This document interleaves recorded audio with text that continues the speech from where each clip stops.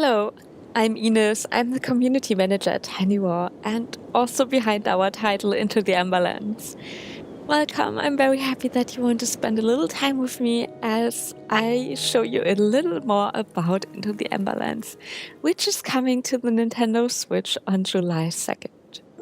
Into the Emberlands is a cozy roguelike game. Now, cozy roguelike might sound like a contradiction, but I will show you what we mean by it in a little while. Let's start by watching the intro to the game together.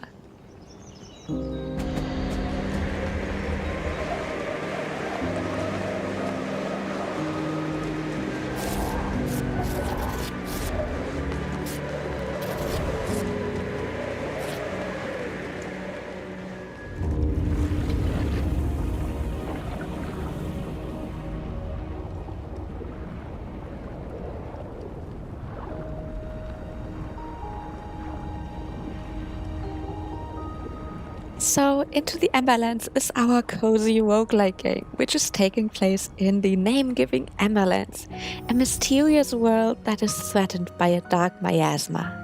And of course, your task is to venture out into that miasma and save the Emberlands from it, with the help of the Ember Lantern, which you can see right here.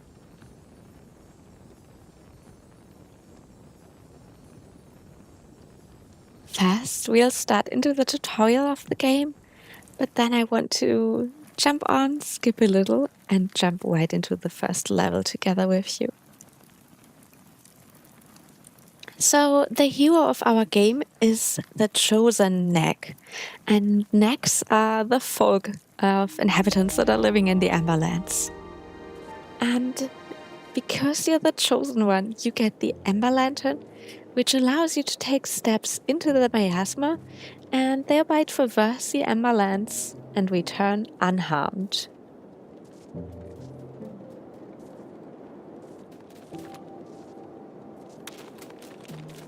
And here it is, our trusty Ember Lantern. And of course, we don't just want to traverse the Emberlands, we also want to get what we can and return it to the village.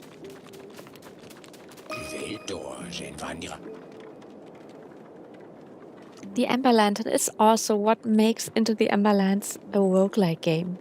As you can see now at the bottom of the screen, how many steps you can take outside the village.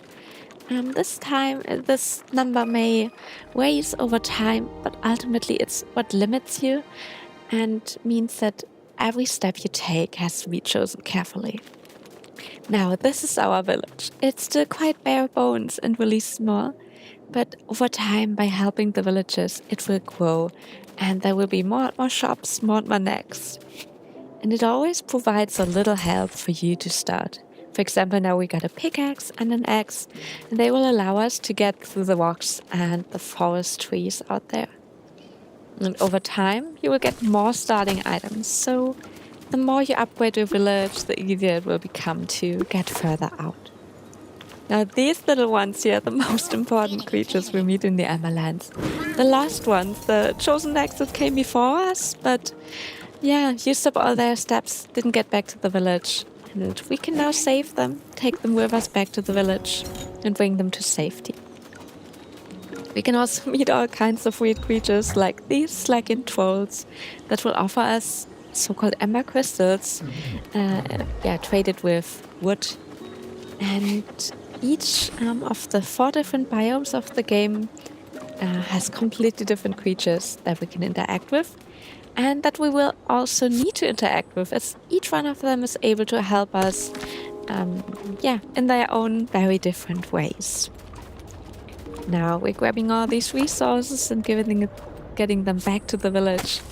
And at the top left, you can see the quests we currently got and what the villagers want from us.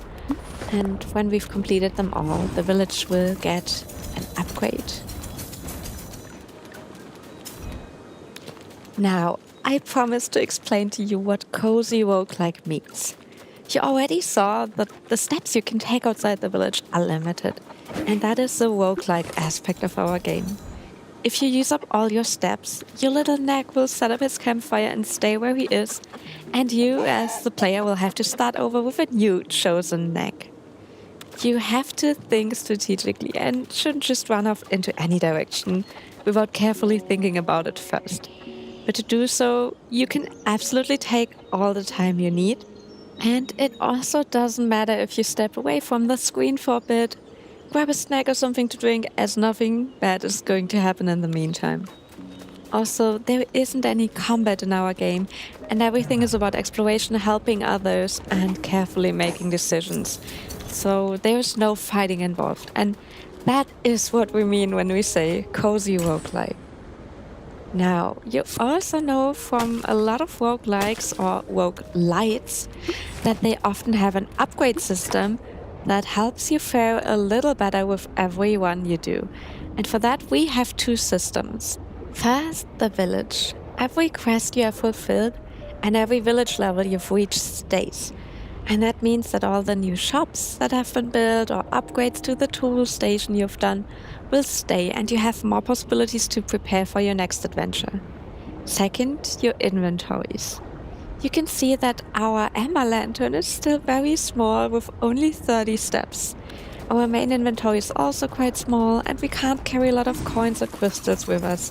But there are ways to upgrade these, and they will allow you to venture further out and collect more useful things.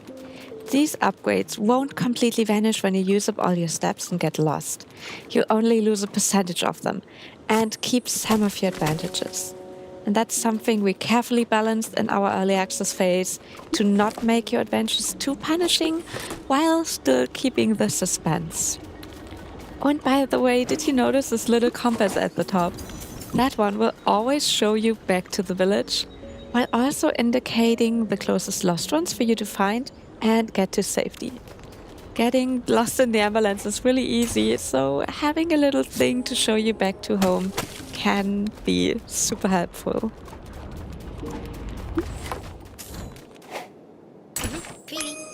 Since we have now finished all the quests we currently have, we can go on and upgrade the village.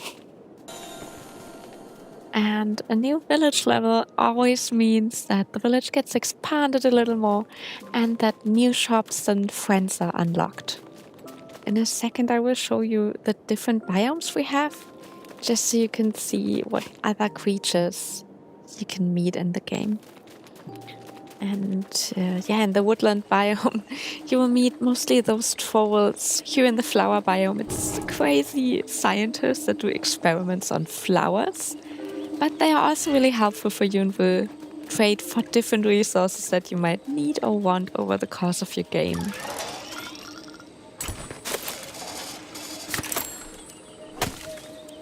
And really, one of my favorite elements is how weird and confusing every new biome is when you first enter it.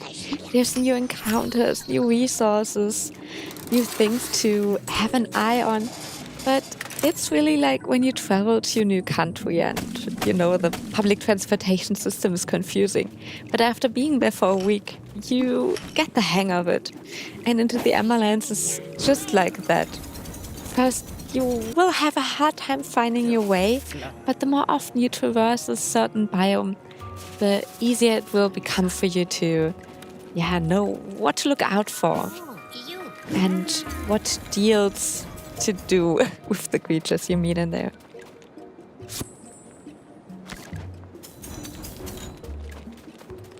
Now, I also wanted to show you what will happen if you do run out of steps. And here in our desert biome, that's particularly difficult and threatening because there's no little sparks of ember you could find here that help you refill your lantern.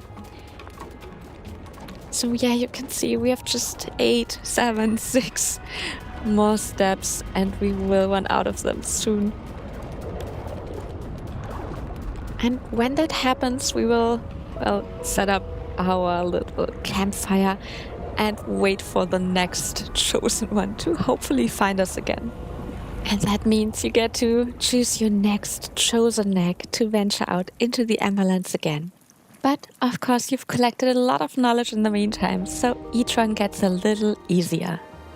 You need to be really careful with your steps, but you won't lose all your resources when you get lost, as some of your upgrades to your equipment will still stay where they are. Really, there's just so much to discover and so many interesting creatures to meet Into the Emberlands.